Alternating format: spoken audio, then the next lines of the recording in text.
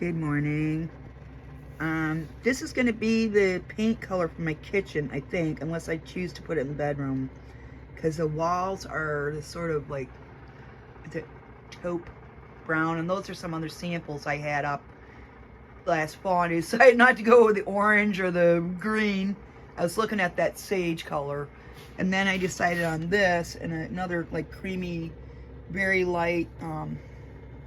It's called Soft Sunshine for the bathroom. It's just a very, very, very light kind of yellow tinge paint. I'm going to do the bathroom first because this place has no storage, and I had to close my storage unit to economize. And I didn't have a lot in there, but just those few boxes and some junk I bought at the resale shop was enough to tip it over into almost hoarder territory. But it's because I'm not organized, and I have, like there's a box for Goodwill over there. There's my bike, which I don't want to leave outside. I don't have a garage. So, when I went to marriage counseling with my son's father, and we were stressed because we were younger, and we just, both were stressed over life, working hard and trying to get by. And he was mentally ill, and I didn't know it.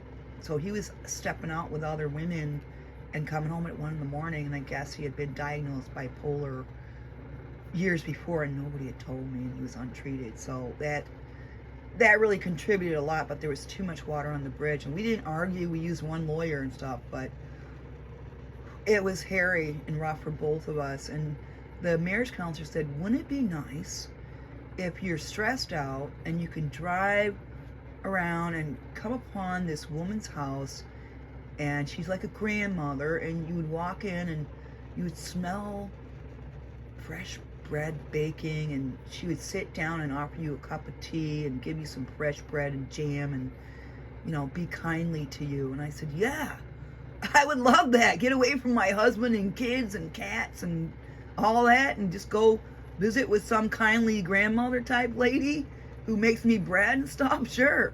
And I think that's why I tend to extend invitations to people, and I don't expect them to really show up half the time at all, but isn't it nice knowing that there's a kindly grandmother who makes soap and bread out there in a cabin in Maine, and if you ever have a problem or you're stressed or you need to get away, you can come here.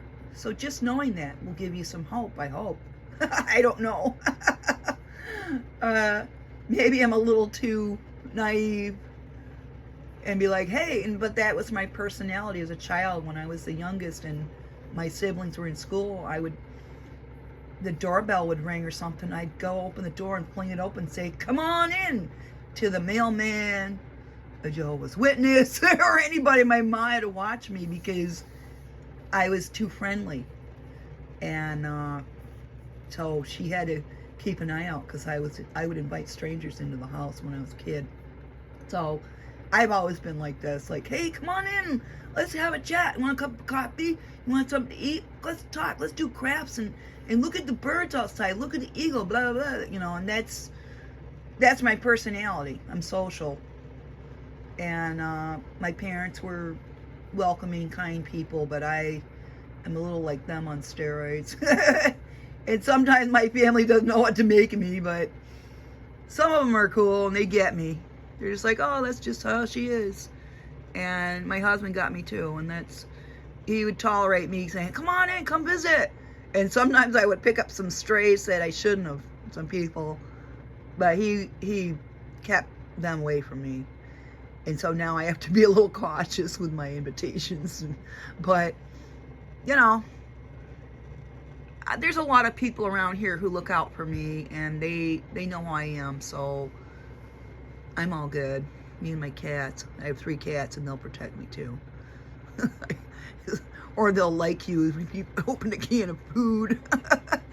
Anyway, I'm getting there, and I hope everyone is safe and healthy with all that's going on in the world, and you have a wonderful day. Bye for now.